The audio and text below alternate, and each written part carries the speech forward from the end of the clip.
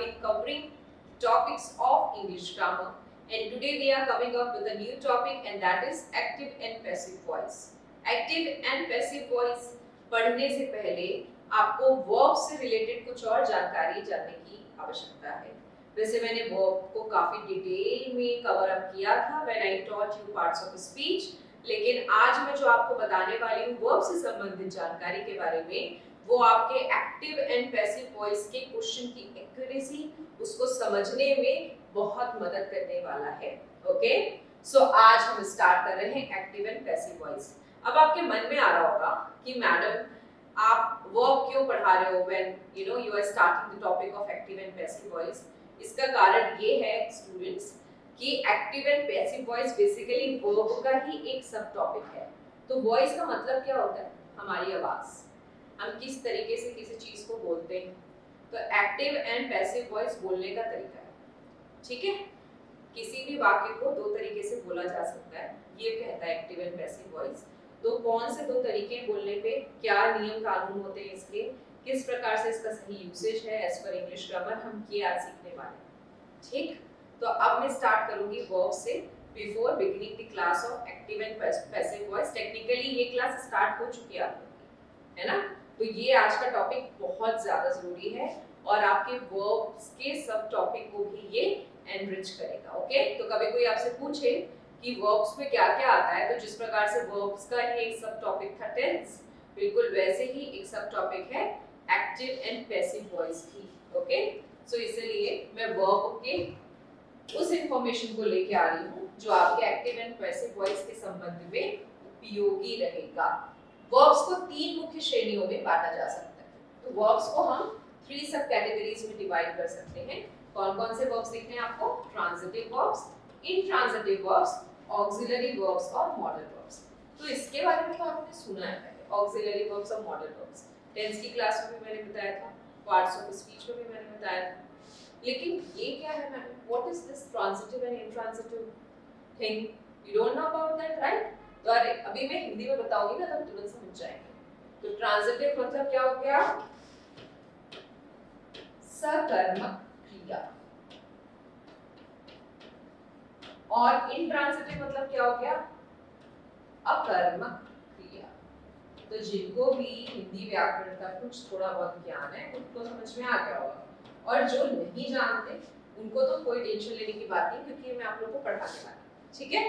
तो चलिए अब हम स्टार्ट करते हैं ट्रांजिटिव एंड इंट्रांजिटिव वर्ब से, क्योंकि इनका यूसेज जगह जगह पे होगा। समझ जाइए, आपकी एबीसीडी है when it comes to active and passive voice. चलिए पढ़ते हैं transitive verbs. A verb is transitive if the action does not stop with the agent but passes from the agent to something else. कहने का मतलब क्या है कि किसी वर्ब को हम ट्रांजिटिव कब बोलेंगे? तो मान लीजिए किसी कर्ता ने क्रिया की, किसी सब्जेक्ट ने एक्शंस लिए, वर्ब किया, है ना। वर्ब से डिफाइन करते हैं सब्जेक्ट के एक्शंस को। अब उस वर्ब का इंपैक्ट सिर्फ और सिर्फ सब्जेक्ट तक सीमित है या सब्जेक्ट के बियॉन्ड किसी अदर ऑब्जेक्ट में या किसी दूसरी चीज पे भी बढ़ रहा है, ये डिपेंड करता है कि कोई सा वर्ब ट्रांजिटिव है या इंट्रांजिटिव है। मान लीजिए सब्जेक्ट ने कोई एक्शन किया और उसका एक्शन सिर्फ उसको प्रभावित नहीं कर रहा है, उसके अलावा किसी दूसरे एजेंट को भी प्रभावित कर रहा है, तो वो वर्ब कैसा हो जाएगा?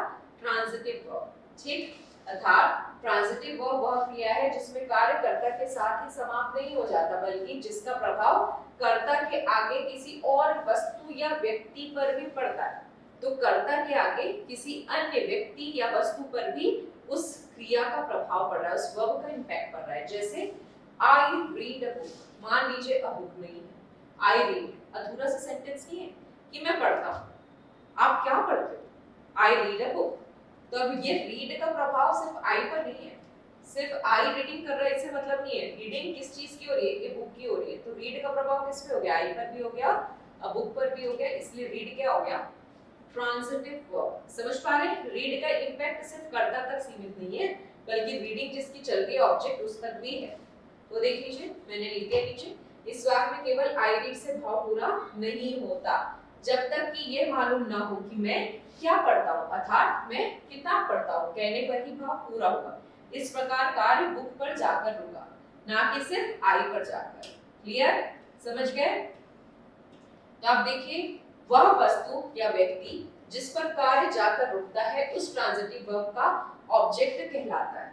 ठीक है, तो वह वस्तु या व्यक्ति जहां पर उस क्रिया का प्रभाव जाकर रुकता है, जाकर समाप्त होता है, वो क्या कहलाता है, उस वर्ब का ऑब्जेक्ट। जैसे रीड वर्ब का ऑब्जेक्ट इसमें क्या है, अ बुक है। ओके, समझ गया।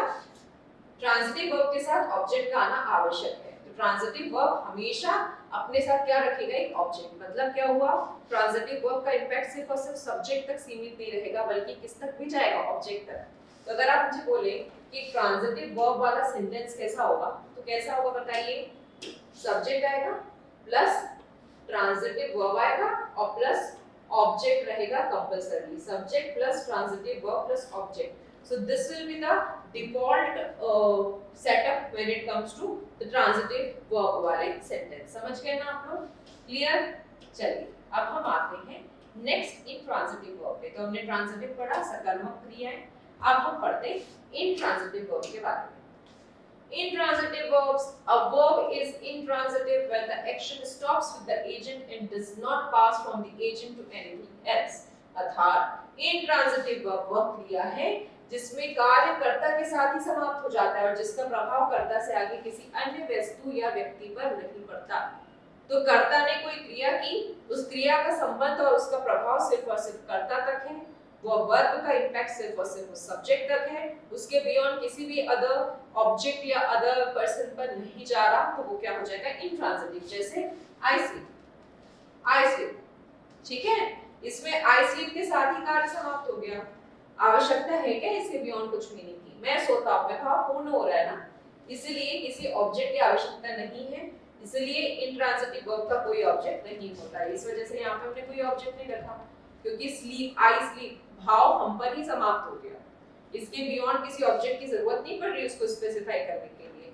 तो इस वजह से स्लीप क्या हो गया, इंट्रांजिटिव वर्ब हो गया। तो इसलिए इंट्रांजिटिव वर्ब वाले सेंटेंस कैसे होंगे, subject plus intransitive verb, intransitive verb. समझ गए आप। तो सब्जेक्ट आएगा, फिर इंट्रांजिटिव वर्ब आएगा और फिर अंत में क्या हो जाएगा, फुल स्टॉप। सेंटेंस यहीं पे समाप्त। समझ गए आप लोग। तो हमको बेसिकली किससे लेना देना है एक्टिव पैसिव वॉइस में, हमको लेना देना है ट्रांजिटिव वर्ब से। ट्रांजिटिव वर्ब के अलावा एक्टिव पैसिव वॉइस में ऑक्सिलरी वर्ब्स या मॉडल वर्ब्स का भी यूसेज होता है, तो उनके बारे में भी हम थोड़ा सा रिवीजन कर लेते हैं। ऑक्सिलरी वर्ब्स या मॉडल वर्ब्स, तो देखिए मैंने इसको स्लैश करके कर लिया।